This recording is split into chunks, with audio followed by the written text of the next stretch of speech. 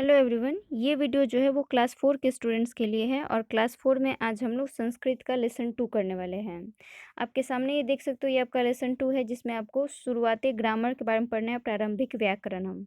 जैसे कि आपको इसमें जो है ना, सिर्फ आपको कुछ जो ग्रामर के टर्म्स है उसको समझना है। जैसे कि सबसे पहले है भाषा।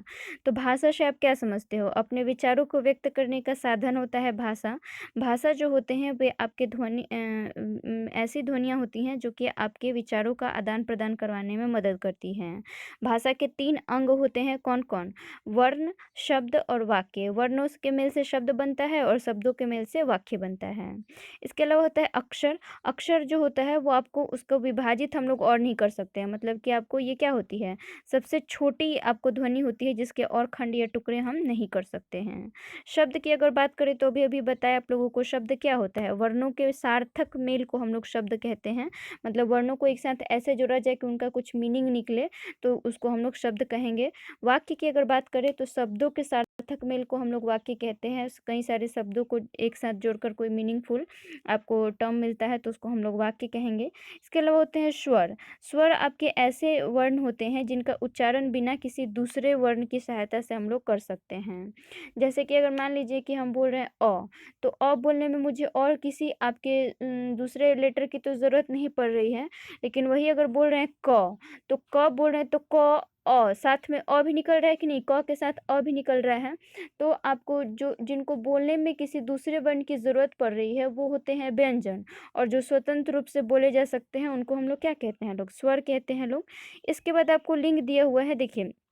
ये संस्कृत में आप लोग पढ़ रहे हो तो शुद्ध ध्यान रखिएगा कि संस्कृत में जो होते हैं आपके 3 लिंग होते हैं। हिंदी में आपने पढ़ा होगा 2 ही लिंग, पुल्लिंग और स्त्रीलिंग। लेकिन संस्कृत में 3 लिंग होते हैं, पुल्लिंग, स्त्रीलिंग और नपुंसक लिंग। पुल्लिंग मतलब मेल, स्त्रीलिंग वाला होता है फीमेल के लिए, और नपुंसक लिंग होता है नॉन लिविंग थिंग के लिए, मतलब जिसमें जान नहीं होता है। इसके अलावा संस्कृत में जो है आपके 3 पुरुष होते हैं, ये ग्रामर की तरह ही है। प्रथम पुरुष, द्वितीय पुरुष और तृतीय पुरुष, जिसको हम लोग प्रथम पुरुष, मध्यम पुरुष और उत्तम पुरुष एक्चुअली में इनको कहते हैं, जिसको हम लोग फर्स्ट पर्सन, सेकंड पर्सन और थर्ड पर्सन के रूप में जानते हैं। जितना भी नाउन होता है वो हमेशा फर्स्ट पर्सन में लिया जाता है। फर्स्ट पर्सन में संस्कृत में, ये मत समझिएगा कि ग्रामर में मत जाइएगा, प्रथम पुरुष में सारे नाउन आते हैं। इसके बाद आता है वचन। वचन भी जो है यहाँ पर 3 होते हैं। हिंदी में आप पढ़े होंगे 2 एकवचन बहुवचन, लेकिन यहाँ पर एक वचन, द्विवचन और बहुवचन होते हैं।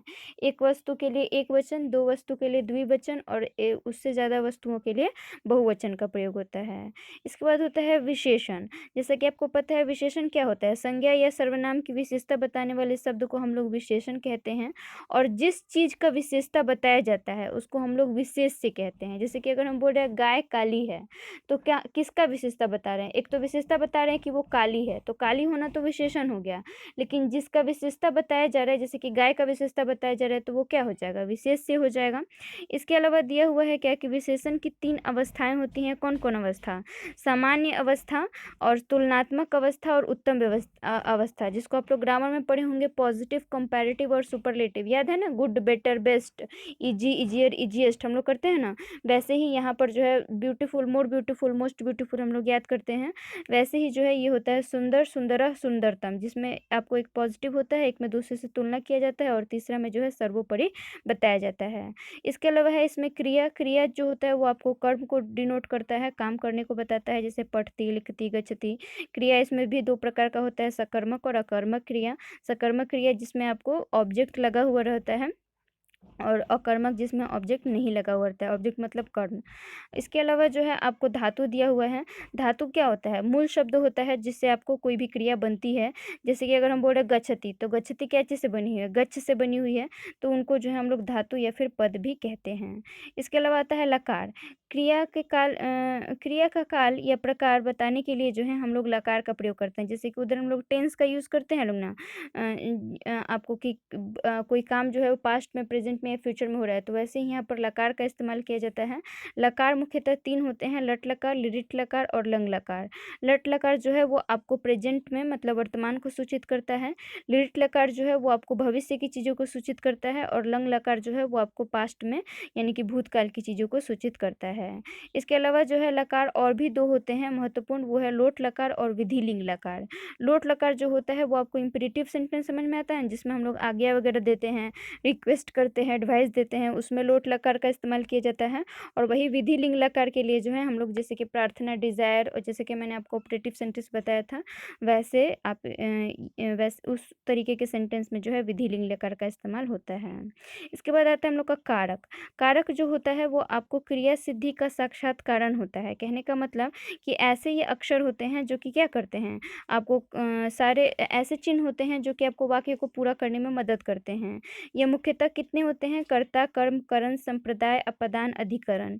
ये जो होते हैं क्या करते हैं, क्रिया में और वाक्य के दूसरे शब्दों को संज्ञा और सर्वनाम को और क्रिया को आपस में जोड़ने का काम करते हैं।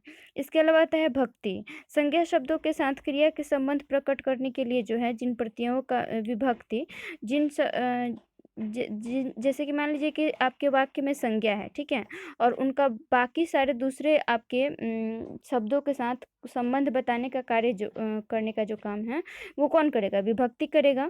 क्रिया को जैसे कि आपको क्रिया का करने वाला कौन सा होता है, कर्ता कारक। देखिए यहाँ पर सारा जो है आपको कारक भी डिटेल में दे दिया है। क्रिया का करने वाला कौन होता है, कर्ता कारक, जिसका चिन्ह होता है ने, प्रथम विभक्ति में होता है। वहीं क्रिया का कर्म से संबंध बताने वाला होता है कर्म कारक। इसके अलावा क्रिया जिसके द्वारा पूरी हो उसको उसको दिखाने के लिए हम लोग करण कारक का इस्तेमाल करते हैं। क्रिया जिसके लिए होता है वो संप्रदान कारक होता है। क्रिया जिससे निकलने या अलग होने का भाव प्रकट करती है उसको हम लोग अपदान कारक में रखते हैं, पंचमी विभक्ति में आता है। इसके अलावा क्रिया जिस स्थान पर होती है उसको सूचित करने के लिए अधिकरण कारक का इस्तेमाल किया जाता है। दो या दो से अधिक संज्ञा या सर्वनामों के बीच संबंध को दिखाने के लिए जो है हम लोग आपको षष्ठी विभक्ति का प्रयोग करते हैं। और इसके अलावा जो है संबोधन में तो पता ही है कि किसी को संबोधित किया जाता है।